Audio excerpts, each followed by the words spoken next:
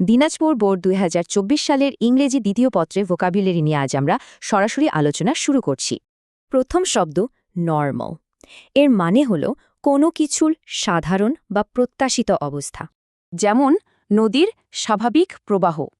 আবার স্বাভাবিক তাপমাত্রা বোঝাতেও আমরা এই নরমাল শব্দটি ব্যবহার করি। এর সমার্থক বা সিনোনিমসগুলো হল ইউজুয়াল, রেগুলার, অর্ডিনারি এবং টিপিক্যাল। এগুলো মনে রাখা খুব জরুরি। এরপর রয়েছে ইনসাইড।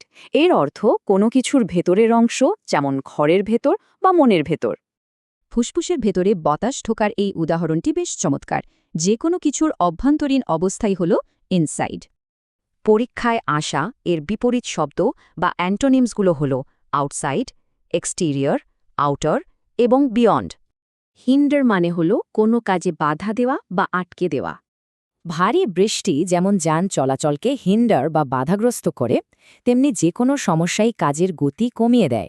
হিন্ডারের গুরুত্বপূর্ণ সমার্থক শব্দ বা সিনোনিমসগুলো হল অবস্ট্রাক্ট, ইম্পিড, ব্লক এবং হ্যাম্পার। পয়জনাস মানে বিষাক্ত। এটি শুধু ক্ষতিকর পদার্থ নয়, বরং নেতিবাচক মনোভাব বোঝাতেও ব্যবহার করা যায়। খুব বিষাক্ত জিনিস ধরবেন না। ঠিক একইভাবে ক্ষতিকর রাসায়নিক গ্যাসকেও আমরা পয়জনাস বলতে পারি। বিষাক্ত বোঝাতের সিনোনিমসগুলো হল টক্সিক, ভেনেমাস, নক্সাস এবং ডেডলি। এগুলো একদম মুখস্থ রাখা প্রয়োজন। আনলিমিটেড শব্দটির মানে হল অসীম, যার কোনো শেষ বা নির্দিষ্ট সীমানা নেই। আকাশের সীমাহীন শূন্যস্থান বা আজকালকার আনলিমিটেড ইন্টারনেটের কথা ভাবলি এর অর্থ পরিষ্কার হয়ে যায়। অসীমের বিপরীত শব্দ বা অ্যান্টোনিমসগুলো হল লিমিটেড, রেস্ট্রিক্টেড, ফাইনাইট এবং বাউন্ডেড।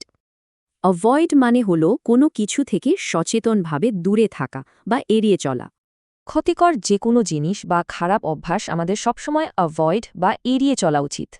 এড়িয়ে না গিয়ে মোকাবেলা করা বোঝাতে এর অ্যান্টোনিমস হল এমব্রেস, অ্যাকসেপ্ট, ফেস এবং কনফ্রন্ট। আজকের শেষ শব্দ পিসফুল। এর মানে একদম শান্ত, যেখানে কোনো ধরনের কোলাহল বা অশান্তি নেই। শান্তিময় জীবনযাপনের এই বাক্যটি মূলত যে কোনো ঝামেলা থেকে দূরে থাকার চমৎকার একটি উদাহরণ। এর অ্যান্টোনিমসগুলো হল কেওটিক, টার্বুলেন্ট, ভায়োলেন্ট এবং ডিস্টার্বড। এই শব্দগুলো শিখলে পরীক্ষার প্রস্তুতি আরও সহজ হবে।